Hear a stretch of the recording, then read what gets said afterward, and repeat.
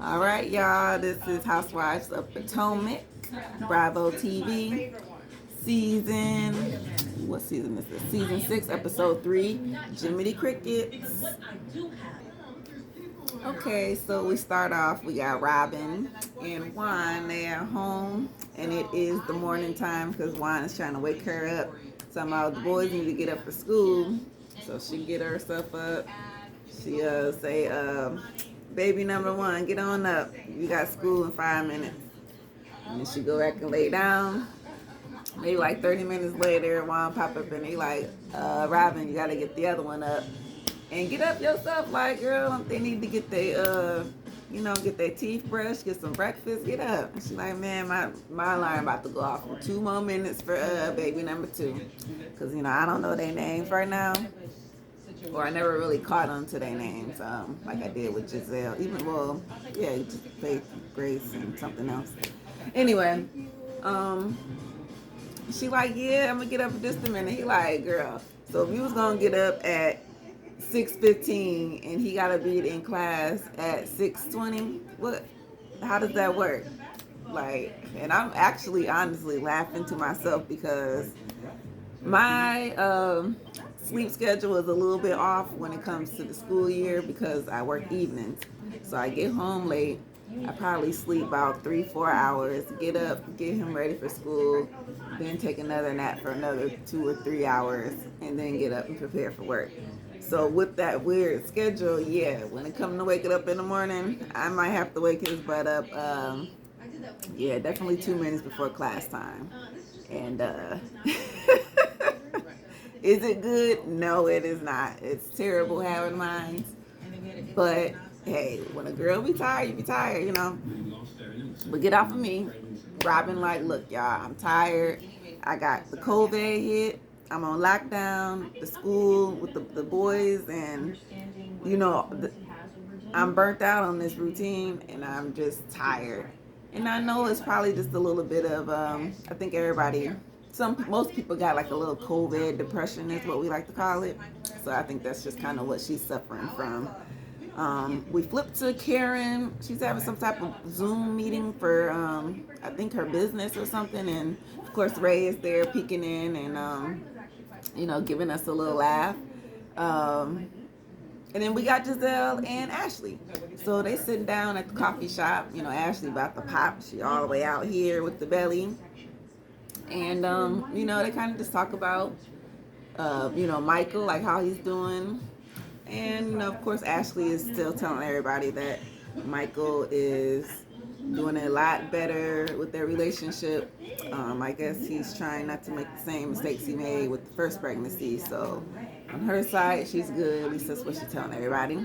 So we will hope so. We get to the Mia situation because, she offered up her surgeries that she had.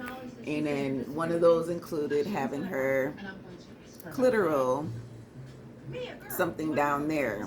You know what I'm saying? They got surgery for everything. They definitely got one for your vagina. So if you can afford it or if you want to get it, if it's up, you know what I'm saying? It's your choice, right? Obviously, she chose to get it.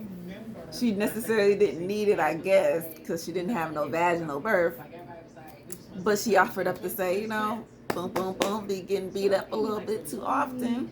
So, I just wanted to keep it fresh, keep it tight, keep it nice. Hey, it is what it is. I ain't gonna fault her for it. They all thinking like, oh, you a stripper, you a hoe, you flapping in the winds. Like, come on now. I don't want to vagina shame people. It just is what it is because, like, people get it if they want it. A girl like her who's had multiple surgeries, it makes sense for her to do something like that versus the rest of y'all who just had a boob job, a little face tweak here. Like, they're not, when you into that, when you get, trust me, look it up. It ain't just the porn stars. And anyway, she did make a little flip-flop decision on Giselle because remember she was like, "Ooh, I like you" and stuff, but then now she flipped on her and like, "Well, I don't know about you. Like, is you just a pretty face, or you know what I'm saying? Like, what is it about you, Giselle, that Mia isn't catching on it? You know what I'm saying? Like, with that Ray situation. So of course she's like, yeah, well, we're gonna talk about it and see what she say. Karen, of course, Giselle is not friends with Karen at the moment, but she's about to throw Ashley a little party. So Ashley like, well, just invite her because I do like her and she was there for me, and maybe I'll keep y'all, y'all can still keep it cute, keep it mute, as long as you keep your distance. But hey, if you want to say something, then go ahead and say something, because you already got to talk to Mia. So is this gonna be, we gonna ruin the party with 2 fights? Yeah. Oh wait, maybe 3 because of Wendy ass. We gonna get there. So Robin is at her job or warehouse trying to get these hats in order, her embezzled hats. And she has a friend who's helping her out, I guess her employee assistant or something, and she actually invites her to this Ashley baby shower party, whatever that Giselle trying to do for her. So Wendy pops up, and of course the girl is actually Ethiopian, so they kind of got the African country connection thing going. Not necessarily, I should say continent connection, not the same country. I know what I mean. So she seemed like she might blend in well, depending on what they want to do with her, unless she's just gonna pop up this one day. But we'll see. Of course they got to talk about Mia and Giselle and Karen, and the fact that, because I guess Wendy would technically be on Giselle's side, right? Because last year she was Giselle Robin friend all the way, and she was not feeling the Monique thing, even though this was her first time joining into the group, and it was unfortunate that this fight happened. So a lot of things just kind of went out of whack. But I guess now that I don't know. That's what I'm saying, Wendy. This is only your second time around. So she acting like she big and bag and OG, bitch. No, you just got here. You're still a newbie. So pipe down with your new boobies. Like it don't matter that you got them. Kinda at this point. But okay, whatever. Of course she has to say how, I wasn't feeling Mia. She put her fingers in my face. And I was, if this was old Wendy, I probably would have had to shut it down. And see, statements like that is what kills me, because about the Monique thing, which she didn't have to leave. Y'all know she quit for herself, but it's like y'all make these hypocritical statements, and it's really unfortunate because y'all bashed her for y'all bashed her for just reacting off of impulse, reacting off emotion. It happens, for Christ's sakes. It happens. You know what I'm saying? And okay, so see, now we're just going into a whole little rant about Monique, and it's not even about Monique. This is about Wendy and Mia. But basically, Wendy don't like Mia, and she like, look, I'm Zen Wen now, so I'm gonna be calm and cool about it. But next time, I just don't know. Like, I just don't like the girl. And then Robin like, so what was up with you trying to back Karen when I was because Karen was trying to get in for a hot second, and she like, well, look, it was my house, so I was just trying to keep things at a minimum. I didn't want nothing to pop off too rough. It was already hostile. So if they was arguing together, just let them go. Let's not gang up on nobody, so to speak. So she like, all right, well, we gotta go to this we gotta go to this party. So we gonna see Karen, we gonna see Mia. So she telling the new girl, just be prepared, because Karen like to get drunk, and she just be going all go crazy at the mouth. So we don't know what the fuck she gonna say. And I'm like, oh Lord, you don't say that to people, right? Okay, so we flip to Candace at home. The kids is doing good. Chris is all right. Calling mama. Hey, what up, Dorothy? How you doing? You looking good? So since Chris is not necessarily working, he's gonna be my husbander now, right? Oh, really? Husbander. So does that mean that now he's not gonna be working, restaurant stuff, and he's gonna be solely focused on you, solely just taking in his own monies. And I don't know about that, Candace dear. And she's like, oh, Mom, you don't have to go into this. Like, don't be thinking he's trying to use me. I love Chris. Like, we're a package deal, and we work together, and it's going to work out just fine. He has his own thing. I have my own thing. And then we come together for this. So, and, of course, Mama Dorothy got to be, she's a mama. Got to, think both sides of the fence, whether you like it or not, Candace. And then she kind of goes on to say, like, look, I'm going to work on this Karen situation because, she still is upset with Karen for not having her back fully with the Monique situation. And I'm more on Karen's side with this. I think Candace is just being a big brat, a big baby, and crying for nothing. It's over with. It's done with. Things happen. It was both your fault. It takes two people to fight. And you're involving people who had nothing to do with it. Honestly, Karen has nothing to do with it. So if you can let that go, then you know what? Y'all can move on and be friends. Okay? Easy peasy, lemon squeezy. All right. So Wendy goes to... what the fuck? I don't know why all these names just keep slipping my goddamn mind. You know what? It's because I be smoking these goddamn tweeds before I do these damn reviews. But anyway, Wendy and Karen. So they talking or whatnot. And you know what? Wendy's like, look, me and Karen done made up because I realized, well, at the reunion, she said she didn't kiss her ass like she was supposed to.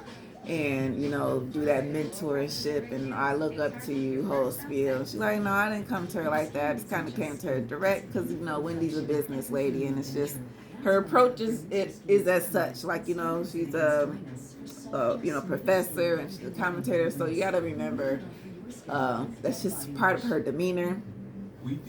So she's like, well, you know what? I've grown to learn to love Karen. You know what? She's not a bad lady and she's great at her business. So why not get business advice from Karen? Her La Dame perfume is doing great. I have not bought it or seen it. Well, I never even looked for it, to be honest. So it's probably there, but no, I haven't bought it or seen it just yet. Maybe if I have or do, then I might buy it and I will try it out. But compared to everybody else, okay, her business is kind of doing the best, So let me get some advice from Karen. And Karen does what any good business person who's trying to give advice or coaching would do is. They want to look at the product. They want to feel the product. They smell the product. Everything looks good. She has a good packaging. She might want to tweak her name because I don't know if everybody's going to remember how to say Onyi. Is that, Onyi or Onyi. So it is what it is. And she's asking her, right, who is this for? Who is your brand for? You're going to market it to this people? How, all the right questions that she needs. And that's where Wendy realizes, like, oh, I need some more work, to actually get this off the ground. Plus, I need to spend some more money, It takes money to make money. So we flip to Mia. So, we're still getting to know Mia. We learned that her oldest child is not by this husband, G. It is by her previous. And that they are still cool and they are great co-parents to their son, which is, always good and best. Because like she said, they realize it's not about the grown-ups. It's not about our relationship. It's not about us. It's about the kid. So whatever we can do to keep them happy is what we got to do. And they have learned to do that in their little dynamic. She goes on to say that even though she has her kids' life dynamic in order, hers is probably not the best because her parents were drug addicts and it forced her to be in foster care. So she did not necessarily grow with her mom like the rest of us have. But they do speak. Their relationship isn't the best, but they are working on something. And I think, you know, as long as they, you know, communication is there, and you have to let go of a few things. You know, you got to watch some Fix My Life.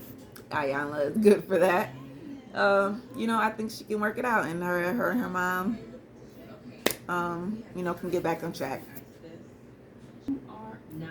So, you know, Karen and Candace decide to actually meet up. They are at Candace's house, and they sit down for some tea and crackers and fruit or whatnot. And you know what? They kind of just go straight into it. You know, like Candace is looking for an apology,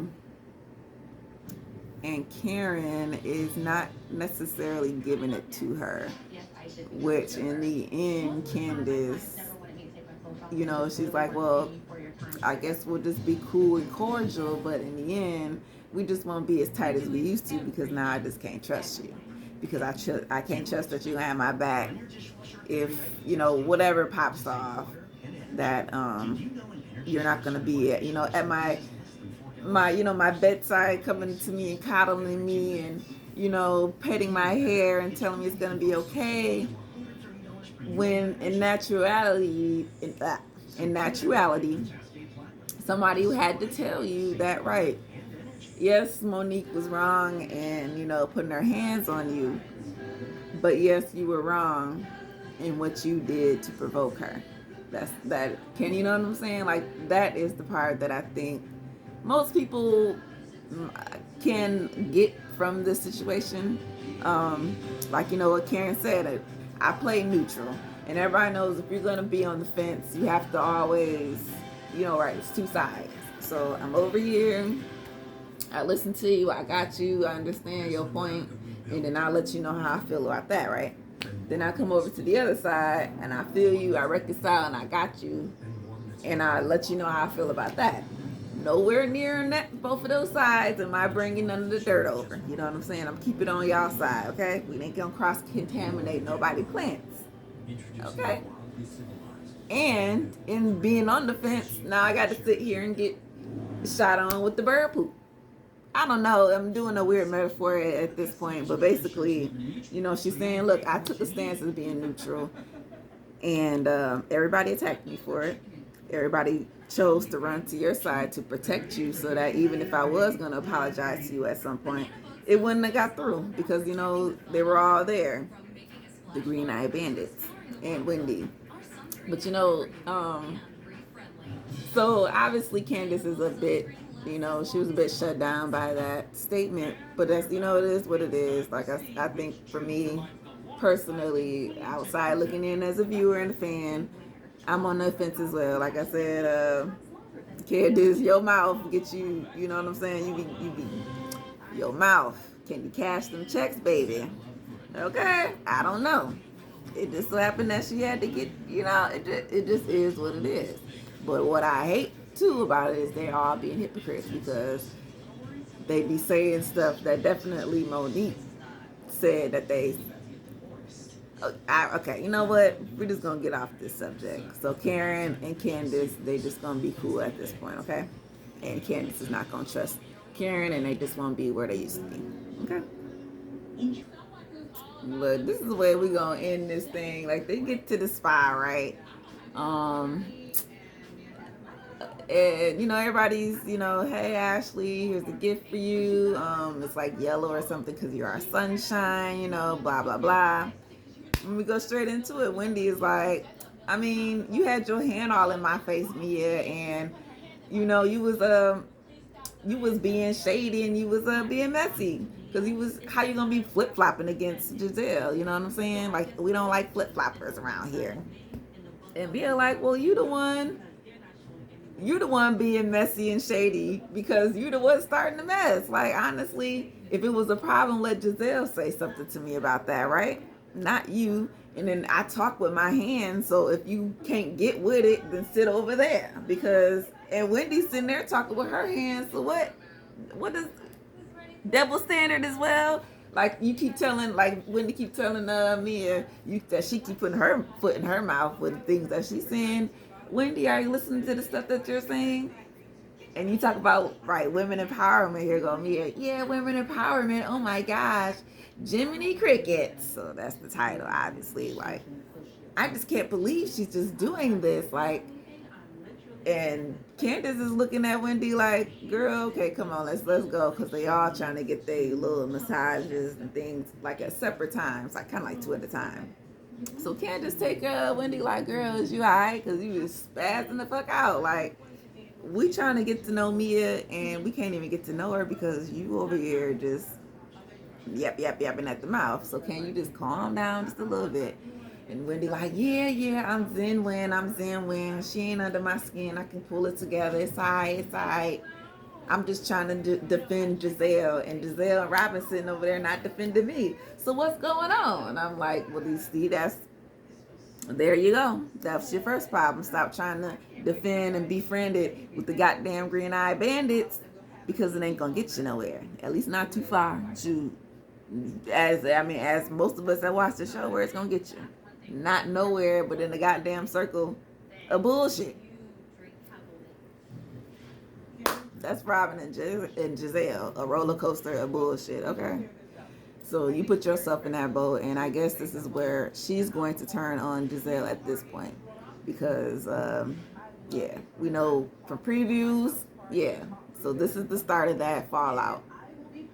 Because y'all ain't have Wendy back, but Wendy, you don't need to have they back, okay? Just have your own back and your new butt and new boobs. That's all you need to worry about. So, of course, they try to pull this argument down just a little bit. Because, all the girls are kind of just getting spaced out. And Giselle is like, dang, like, I kind of want to get to know Mia. Like, of course, we wanted to ask her about what she said about me and all these things. But the way that Wendy is going at her, like, dang, can we get a chance first? Like, you just automatically just jump down her throat. I feel like Wendy is doing what Giselle would normally do with the new girls, because whenever we have a new girl, Giselle is always the one to go at them, attack them, just to try to, I guess, haze them in a way, mean girl them. And, Wendy is doing this now. So, and I keep telling them, look, you just got here, girl, second season. Just because you got a new body, you act like you've been here since day one. So you threatened by Wendy a lot. And obviously they bring that up because she, with the Eddie thing, she's like, girl, you controlling your husband. You won't even let him even look nobody. Like, you can't even look me in the eye, for Christ's sakes, because of your ass. So the new girl, she says, hey, Karen, I heard that you drink a lot. Somebody said you drink a lot? What is that? What does that do? Or what does that mean? And she like, see, I might have had a few drinks here and there, but I love these girls. And hey, a few drinks here, I talk to them girls for hours and all this type of stuff. So don't believe what you hear. I ain't no drunk, whatever. They just be saying stuff. So, okay, fine. I don't know why Robin would say that, because now Karen is definitely on your radar now. The new girl is looking at everybody crazy like she don't know what the heck is going on. Giselle actually bounces out a little bit early. And I guess, yeah, Wendy just calms down for a second. Oh, no. Yeah, they do all calm down. And Mia goes into the fact that, yes, she was a bartender at the Gentlemen's Club, but she also stripped just a little bit, or danced, should we say. The way the bar was set up, it was more of a high-class upscale thing, so she necessarily wasn't butt naked and doing all that extra stuff. It was more of, conversation, a little 1-2 wine, and, serving some shots here and there, and, And of course, the girls are all looking at her like, bitch, you had to been breaking it down, winding it down, turning it up, to get that money. But hey, it is what it is. Just because somebody working a strip club, y'all just, oh Lord. So now they judging Mia for that. It is what it is. She got her man, she got her kids, she happy, she got her money. So hey, I ain't hating on the girl and her new clit, okay? Shoot. if I wanted it, I probably would get it too. But I ain't got time to be dealing with all that shit. I'm not the nip tuck type of girl. You know, I ain't got time. You know, I'm good the way I am. You know, maybe a little breast lift one day. Okay, anyway, this was Housewives of Potomac. It was a pretty good episode because, like I said, Wendy, she got some issues with her. She insecure. Well, there's something going on. You feeling threatened by this Mia girl? Why? I don't know. So, hey, she had to figure that out. And I guess, you know, the girls can get to know Mia on their own without Wendy popping off. I think that's kind of what Giselle and Robin kind of figured out. But other than that, we'll catch y'all for the next one, you know. Housewives of Potomac. I think I talked long enough, for Christ's sakes. Because, you know, they always got you on a tangent. Just like now. So peace out, y'all. Bye.